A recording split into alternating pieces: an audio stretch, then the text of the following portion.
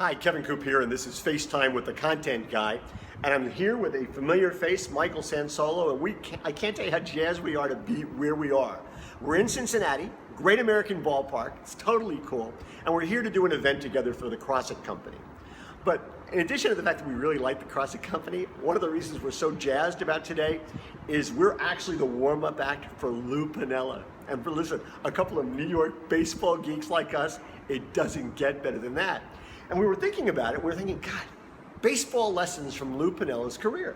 And we actually have two. Michael, you start. Well, we can find lessons anywhere, Kevin, but Lou Piniella, if you'll remember, if you're a baseball fan, was a fabulous hitter. Used to be said you could wake him up in the middle of the night and the guy would hit a couple of line drives. What I remember, Kevin, is a defensive play. Now, this is back in the 70s, the turbulent period when he was with the Yankees, and they had a playoff game against the Boston Red Sox. Huge game.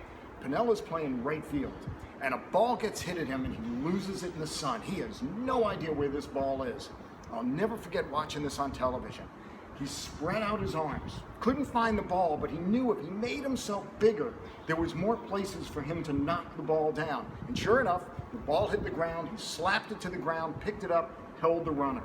And I think the lesson there is sometimes stuff happens we can't control. It's the sun in our eyes in a baseball game. In business, God knows, it could be stuff happening in your town with your competition, with anything.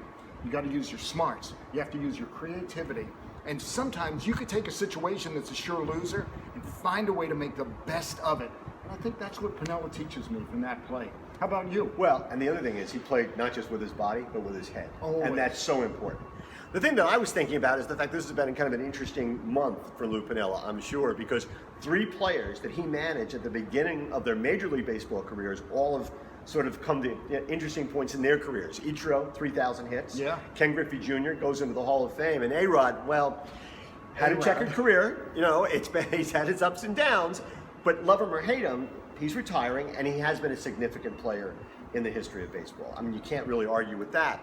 And it seems to me it tells us a lot about management, right? I mean, you got to pick the right players. Yeah. He had good talent. Had great talent, but he also knew how to use the talent, was invested in them, and knew how to position them so he could make the team successful. Good players need that. And that's true in business as well, right? You want to hire the right people, but then you have to position them for success and let them know that they're critically important to the team.